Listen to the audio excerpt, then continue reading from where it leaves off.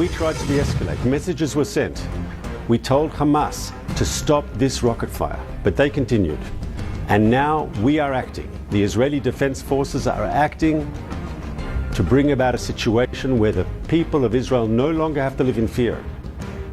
Bloodshed in the Middle East. Israel has launched its largest attack on the Gaza Strip, aimed at ending weeks of rocket fire from Hamas. On Tuesday, 4 Canadian MPs and 3 senators were rushed to safety in bomb shelters over fears that Hamas would launch rockets into the capital. Meanwhile, the Israeli Defense Forces have tweeted this photo of Hamas firing a rocket from a civilian area within the Gaza Strip. Michael Rubin is an American Enterprise Institute resident scholar, and he's the author of Dancing with the Devil, his latest book. He joins us with more from Washington. Mr. Rubin, thank you for joining us. And I want to ask you, there's so many details unfolding right now as the situation escalates. Which to you are really the most salient points right now? The most salient points right now is the augmentation of the range of the rocketry which Hamas has at its disposal. You know, hitting Tel Aviv, hitting Jerusalem, those are the red lines which no Israeli ever thought that Hamas would cross. And of course, we're not simply talking about Hamas right now, but because they are part of a unity government with the Palestinian Authority, in effect, this is a condemnation upon all of the Palestinian Authority, not just Hamas in the Gaza Strip. Now, are you worried, and are there legitimate worries on the ground that the Iron Dome, just because it isn't used to dealing with missiles of this trajectory or whatnot, that this is going to pose a very serious existential problem right now? You know, Iron Dome has, according to the Israelis, been able to intercept about 90% of the missiles which Hamas has launched from the Gaza Strip.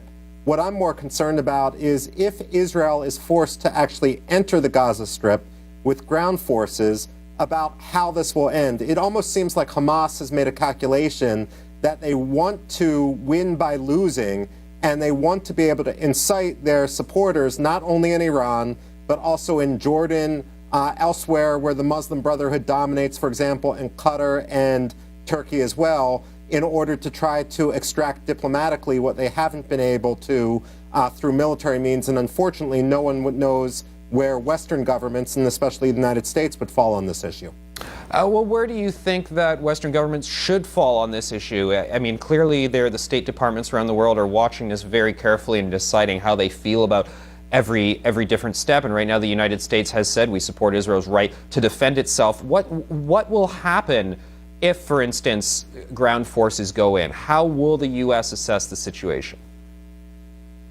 Well, you know, diplomats are allergic to moral clarity. That's a fundamental problem we have across the West. At the same time, there's this false notion that proportionality should be a measure by which we judge responses. You know, if you are attacked with missiles towards civilian targets, the response shouldn't be proportionality. The response should be overwhelming so that this never happens again. Unfortunately, that's a logic that escapes many diplomats who believe that you can talk through any problem.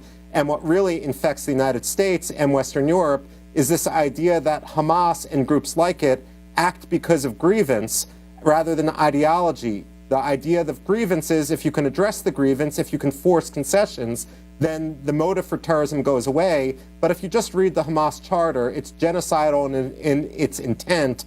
It's not based on any grievance, and that's a lesson we need to learn. So is it fair to say everything Hamas does is calculated to instigate further instability because it plays to their advantage? And some people would allege, people who are pro-Palestinian or pro-Hamas would allege the same thing about Israel. But when you learn that they've arrested 6 people who they believe to be involved in the killing of the Palestinian youth, it seems to be that there is not equivalency on that terrain. You know, there is no moral equivalency here. And while I, among many others, support a two-state solution in the Middle East, the fact of the matter is Hamas does not. Hamas does not recognize 1967 borders. They recognize no borders. They're basically an affiliate of what we see in Iraq and Syria right now with the Islamic State. I mean, ultimately, we need to recognize the ideology of this group and understand we've got to stop blaming the victim. The whole wife-beating notion of foreign policy is not something which is appropriate in this day and age. Now, we just got a minute left. Folks on the left traditionally been pro-Palestinian. Clearly, one would think, though, the game would change for them in their mindset since 2005, when Hamas got into government, designated terrorist organization by the Canadian government, among others. Do you think people have done enough to really factor in what it means that Hamas is around?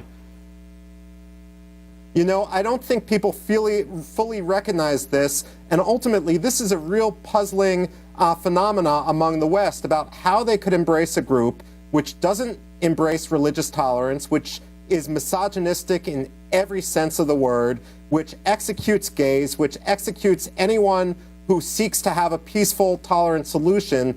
Ultimately, why the left finds this so attractive is beyond me. You know, Josh Moravchik, who works at Johns Hopkins University, has a great new book out which explores how why it is that the left abandoned Israel. Because, you know, if you look at the values of liberalism and progressivism, it should be Israel which is embraced, not a fascist organization. Mr. Rubin, I'd like to thank you very much for joining us on this program with your take, and I'm sure we'll hear from you again in the future. Folks, coming up. Unfortunate incident where we had actually warned the family. They left the house, the structure, and between the time that we had dispensed the munition and until the time it struck the building, they re-entered the house, and this is the unfortunate result